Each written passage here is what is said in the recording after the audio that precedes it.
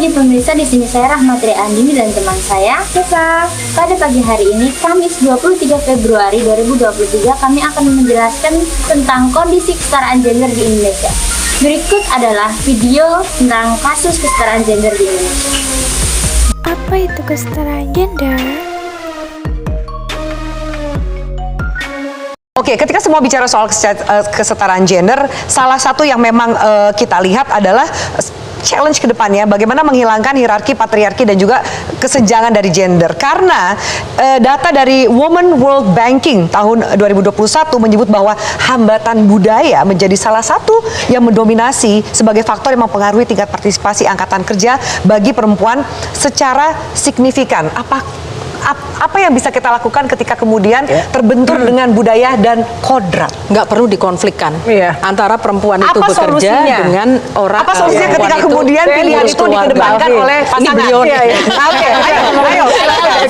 Maaf ya, karena budaya, apalagi kalau di budaya kita seperti budaya timur kan kita clear banget ya. Kita harus, saya selalu mengatakan bahwa biarpun kita sukses di dalam karir kita, kalau kita gagal di rumah tangga sudah kita dianggap gagal lah, seperti apapun juga, ya kan? Ya ada kan seperti itu kan? Sangat. Jadi kita kalau sukses di pekerjaan dikatakan kita terlalu ambisius, melupakan rumah tangga kita, melupakan. Nah ini susah ya jadi perempuan Indonesia.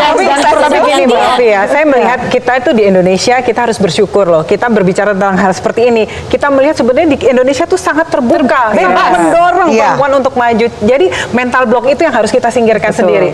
Tadi kita sudah berbicara bagaimana Indonesia itu mendukung perempuan, emansipasi perempuan, pendidikan, pekerjaan, semua hampir sama. Tergantung kembali ke kita sendiri Mbak Ovi, kita mau maju atau enggak.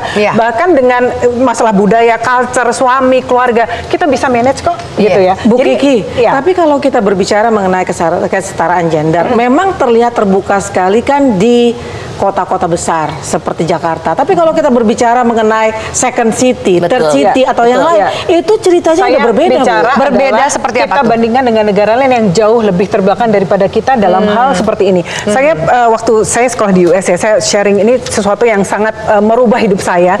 Ketika itu profesor saya bilang, dia berpikir saya mau bekerja di Amerika. Dia tanya, kamu harus bekerja lebih ekstra keras daripada laki-laki. Kenapa? Karena kamu bukan native sini dan kedua kamu perempuan. Saya bingung, ternyata di US pun masih seperti itu. Jadi saya pikir, ya sudahlah di Indonesia kita terima. Jadi kita justru dari kita sendiri, kita yang mau maju, kita harus yang kita hilangkan semua hambatan. Kesetaraan gender di Indonesia antara perempuan dan laki-laki sudah mulai meningkat dan pemerintah sendiri mendorong agar wanita dapat berpendidikan tinggi dan memiliki pekerjaan dan meringankan hambatan budaya atau hierarki dan patriarki yang masih ada di Indonesia, sehingga wanita semakin maju dan berpendidikan. Terlihat dari presentasi tenaga kerja antara pria dan wanita yang dibedakan menurut lingkungan. Ini adalah catatan BPS pada tahun 2020, 2021, dan 2022. Di sana mencatat bahwa pada tahun 2020 sampai 2022 presentasi tenaga kerja pria lebih tinggi dari wanita. Dengan presentasi pria pada 2022 sebesar 4,97%, sedangkan wanita 35,57%. Kesetaraan gender di Indonesia masih belum sepenuhnya tercapai karena masih ada kesenjangan dalam hal upaya dan dunia kerja di Indonesia. Menurut data BPS yang keluar setiap 1 tahun 2 kali, menyatakan bahwa rata-rata gaji buruh di Indonesia itu 3 juta. Untuk pria, gaji 3,3%, sedangkan wanita 2,5%. Sangatlah terlihat perbedaannya. Melakukan upaya untuk meningkatkan dan mendukung kesetaraan gender dengan memberikan kebijakan. Kebijakan pertama itu adalah meningkatkan partisipasi perempuan di dunia kerja dengan memberikan akses tidak hanya pendidikan formal tetapi juga pelatihan. Kedua, pemerintah memberikan kebijakan perlindungan sosial bagi pekerja perempuan. Lalu yang ketiga, meningkatkan kepedulian perusahaan dalam menyediakan fasilitas kesejahteraan bagi pekerja perempuan. Lalu yang keempat, pembentukan gugus tugas, kesempatan, dan perlakuan yang sama dalam pekerjaan. Kelima, menyusun panduan mengenai kesempatan dan perlakuan yang sama dalam pekerjaan di Indonesia. Keenam, pembuatan perjanjian kerja bersama PKB di perusahaan sebagai upaya menghapus diskriminasi di tempat kerja.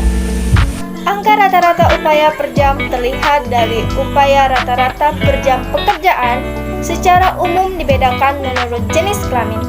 Dan di sana terlihat perbedaan upah antara laki-laki dan perempuan. BPS mencatat dari 2019-2021, upah pria dan wanita berbeda pada tahun 2021 kemarin.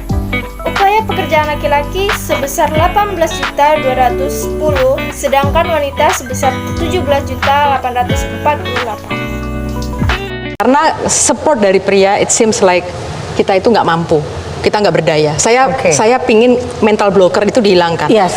Tapi karena apa? Karena saya melihat pertama adalah tadi kembali kepada soal isu perbedaan Soal upah. partisipasi dan Kita kesejahteraan upah. jangan kemudian terjebak kepada sektor. Karena ada kajian atau survei dari BPS setahun itu 2 kali yang menyebutkan memang rata-rata upah gaji buruh itu di Indonesia 3 juta, tapi pria itu 3,3, perempuan itu 2,5 loh. Betul. Nah, pertanyaannya adalah kenapa begitu? Tadi sudah disebutkan oleh Mbak Kiki, Iya. apa alasannya. Tapi yang kedua adalah tadi kita harus paham ya, kalau perempuan itu kerja apalagi sektor formal, tempat kerjanya itu ada di mana? Sebagian besar di kota besar. Dan yang terjadi adalah 70% dari commuter workers itu adalah laki-laki. Kalau perempuan dari rumahnya Bekasi, kerjanya pabriknya di mana? Itu sekali lagi dia harus meninggalkan rumah dari jam berapa, pulang jam berapa, belum keamanan dan lain sebagainya. Belum Jadi lagi harus- sangat tidak Iya. katakanlah nyaman sama Iya. perempuan. Karena itu perempuan ujung-ujungnya pendidikan. Bagaimana dia kemudian tahu bahwa there are opportunities out there, dan kemudian ada ilmu-ilmunya bagaimana mereka bisa berbisnis dari rumah, bekerja dari rumah, jadi telemarketing dari rumah. Bisakah dilihat jualan bahwa online sektor dari rumah. Kesetaraan gender penting demi mengunjungi persamaan hak sebagai manusia antara perempuan dan laki-laki, juga untuk menghilangkan sebagai bentuk diskriminasi, kekerasan, serta pelecehan yang sering dialami perempuan.